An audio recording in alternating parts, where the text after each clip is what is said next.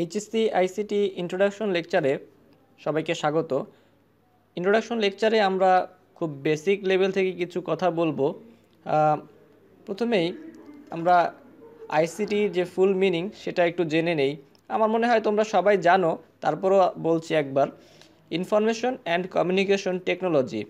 তো আমরা আইসিটি এই কোর্সটি কেন শিখব বা এই কোর্সটি আমাদের কেন দরকার হবে, এই কোর্সটি আমাদের অনেক কাজেই দরকার হবে। তার মধ্যে আমি খুব সংক্ষেপে কিছু কাজের কথা বলছি।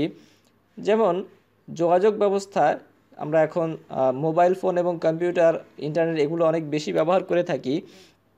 সেক্ষেত্রে ইমেইল, টেলিকনফারেন্সিং, ভিডিও কনফারেন্সিং ইত্যাদি বিষয়গুলো আমরা এখন অনেক বেশি পরিচিত এগুলোর সাথে। তো এই বিষয়গুলোর জন্য আসলে আইসিটি বা তথ্য যোগাযোগ প্রযুক্তি অনেক বেশি প্রয়োজন। তাছাড়া অনলাইনে তোমরা এখন শুনে থাকবে, এই বিষয়টি অনেক বেশি এখন প্রচলিত হয়ে গেছে। অনলাইনে অনেকে ইনকাম করে তার জীবিকা নির্বাহ করছে। এটা ইনকাম করার বা আয়ের একটা অনেক বড় সোর্স হতে পারে।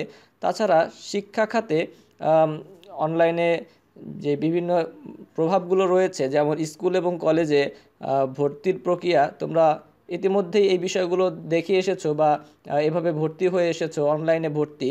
তারপরে রেজাল্ট দেখার ক্ষেত্রেও বিভিন্ন পরীক্ষা, যেমন এইচএসসি, এসএসসি বা জেএসসি, এই পরীক্ষাগুলোতে রেজাল্ট দেখার ক্ষেত্রেও এখন অনলাইনে অনেক বড় একটা ভূমিকা রয়েছে।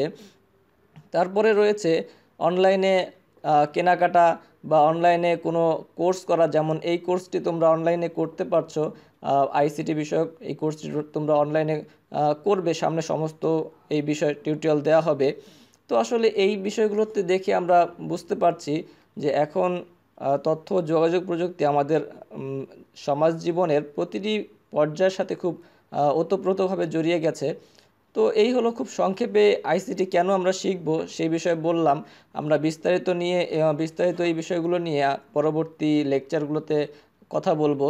তো আমরা এই লেকচার সিরিজে যে বইগুলো ফলো করব, অনেকগুলো বই আমরা ফলো করব হয়তো।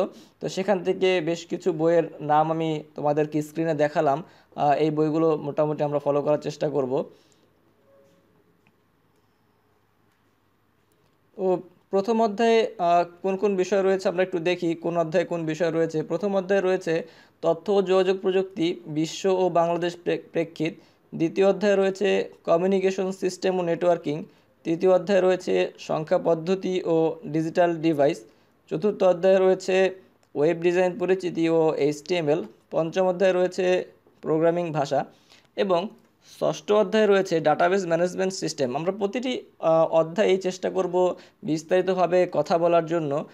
তো তোমরা আজকে যারা এই ভিডিও লেকচারটি দেখছো, তারা সবাই এই ভিডিওটি আমাদের যেই ইউটিউব চ্যানেল রয়েছে অনলাইন ফ্রি এডুকেশন বিডি, এই চ্যানেলটিতে সাবস্ক্রাইব করবে এবং বন্ধুদের মাধ্যমে এগুলো সবাই শেয়ার করবে। যারা জেনেছো আর যারা জানোনি তাদেরকেও জানার সুযোগ করে দিবে। এবং আমার যেই ফেসবুক পেজ রয়েছে facebook.com/ashik79, এই পেজটিতে গিয়ে তোমরা লাইক করবে। আর যে বিষয়গুলো তোমরা বুঝতে পারছো না, এই বিষয়গুলো তোমরা সেখানে গিয়ে কমেন্ট করতে পারো বা আমার ভিডিওর নিচে কমেন্ট করতে পারো বা মেসেজ দিতে পারো ফেসবুকে। তো এইভাবে তোমরা সমস্ত বিষয়ে ক্লিয়ার হয়ে যাবে আশা করি। তো আজকে ইন্ট্রোডাকশন পর্ব এই পর্যন্তই। সামনের কোর্সগুলো তোমরা কন্টিনিউ করবে আশা করি। তো ধন্যবাদ।